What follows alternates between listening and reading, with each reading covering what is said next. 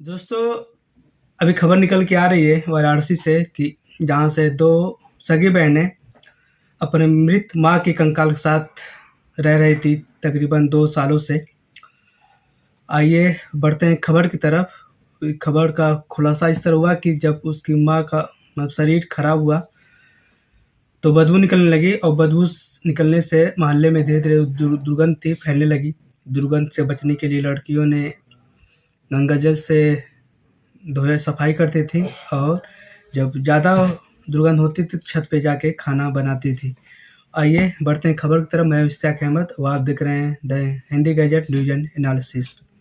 दोस्तों, ये खबर है उत्तर प्रदेश के बनारस से, जिसे वाराणसी कहा जाता है, जहाँ पर का थाना के मदरावा क्षेत्र है और मदरावा के सामने घाट, गंगा किनारे एक सामने घाट पड़ता है, वहीं की निवासी थी उषा तिवारी, उम्र 52 साल। उषा तिवारी मूल रूप से बेलथरा बलिया की रहने वाली थी, जहाँ उनकी शादी हुई थी। शादी होने के बाद तकरीबन 8-10 सालों से वो पति से अलग हो गई और अपने पिता यानी जो लड़कियों के नाना का जो घर था बनारस, वहाँ आके रहने लगी थी अपनी 2 लड़कियों के साथ। उषा की उम्र इस समय जो मृत्यु हुई उनकी 52 साल थी और उसमें 2 लड़कियां थी। किसी तरह गुजर बसर करने के लिए उन्होंने एक कॉस्मेटिक की दुकान खोली और धीरे धीरे फिर बीमारी पकड़ ली और बीमारी के चलते धीरे धीरे लड़कियां बड़ी हो गई लेकिन बीमारी ज़्यादा हो गई।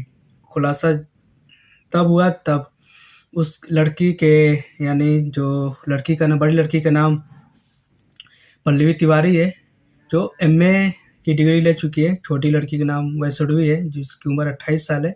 वो हाई स्कूल में पढ़ रही थी। उन लोग का एक दिन मौसा मौसी आए। मौसा का नाम धर्मेंद्र है। जब उन्होंने घूमने आए अपने यानी कह सकते हैं ससुर घर, उन्हें मालूम है यहाँ मेरी मतलब बहन रहती है, जो उसकी मौसी है लड़की की। और जब मौसा मौसी आए गंगा घूमने, तो गंगा घूम के जब सामने घाट निवास स्थान पर आए तो देखा कि गेट बंद है, ताला। बहुत मतलब दरवाज़ा पीटे सब, बाहर से आवाज़ भी लगाए, अंदर से बस आवाज़ आ रही थी कि मम्मी सो रही है। और मम्मी, डॉक्टर मना किया मम्मी से किसी को मिलने से। बहुत दरवाज़ा पीटने पर भी दरवाज़ा नहीं खुला। तभी पड़ोसी के एक आदमी ने मौसा मौसी को अपने यहाँ बुलाया और उनको नाश्ता पानी करा कर फिर मौसा मौसी वहाँ चले गए हैं। मौसा धर्मेंद्र तिवारी ने अपना फ़ोन नंबर दे दिया पड़ोसी को कि अगर कुछ भी अनहोनी हो तो इस पे कॉल कीजिएगा। पड़ोसियों ने बताया कि लड़कियां ऐसी बहुत मायूस रहती हैं और किसी से मिलती-जुलती नहीं है।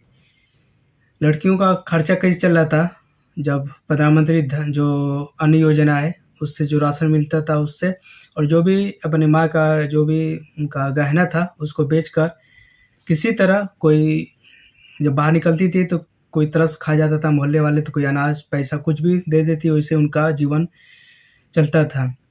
लेकिन 1 हफ्ता तक दरवाज़ा नहीं खुला तो पड़ोसी ने धर्मेंद्र यानी जो लड़कियों के मौसा हैं उनको फ़ोन किया। जब मौसा वापस आए तो उन्हें कुछ अनहोनी लगी। उन्होंने 112 पे पुलिस को बुलाया। Police when I, 2 police.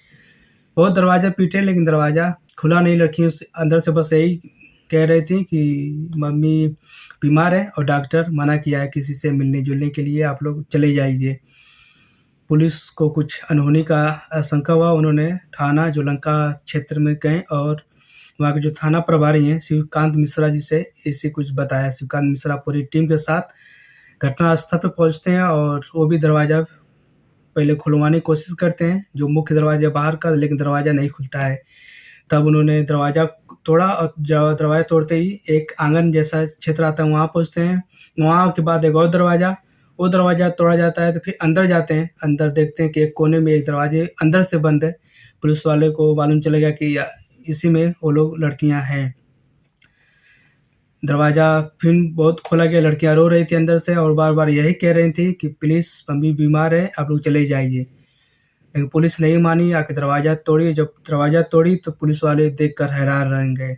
दोनों लड़कियाँ, जिसकी उम्र, बड़ी जो बहन है पल्लवी तिवारी 27 साल, जो उनकी छोटी है वैष्णवी तिवारी 18 साल, अपनी माँ के कंकाल के साथ लिपट के रो रही थी। पुलिस वाले किसी तरह उन लोग को अलग किया और धर्मेंद्र तिवारी जो मौसा है उनके मतलब दिए बयान के अनुसार कंकाल को लेकर पोस्टमार्टम हाउस भेज दिया जाता है। और बड़ी लड़की से जब पूछा जाता है कि आखिर मामला क्या है, लड़की ने बताया कि हम दोनों अपनी माँ के साथ रहती थी और माँ का मौत 8 दिसंबर 2012 यानी तकरीबन 2 साल 1.5 साल पहले हो चुका है और तभी से हम लोग के पास पैसा नहीं था कि मतलब माँ का अंतिम संस्कार करें। बोलती थी मतलब पुलिस को बताया लड़की ने कि जब भी मतलब बदबू फैलती थी हम लोग रोज़ गंगा जल से लिया के धोते थे और इत्र भी छिड़कते थे और कीड़े पड़ते थे तो कीड़े उठा के बाहर फेंक देते थे। जब ज़्यादा बदबू फैलती थी तो हम लोग छत पे चले जाते थे खाना बनाने। पड़ोसियों से पूछताछ में बताया कि लड़कियां किसी से मिलती ज़्यादा नहीं थी, किसी तरह बाजार जाती थी, जो भी पैसा उनके पास बचता था उससे सामान लाती थी और फिर से खाना बनाती थी। छत पे कभी कभार आती थी, फिर दरवाज़ा बंद करके चली जाती थी। जब दोनों बहनें बाहर जाती थी तो पूरे घर में ताला मार कर बाहर जाती थी। और ये जो मंजर था वो मंजर आप लोग देखें कैसा लगा कि 2 बहनें अपनी माँ के कंकाल के साथ लिपटी हुई थी।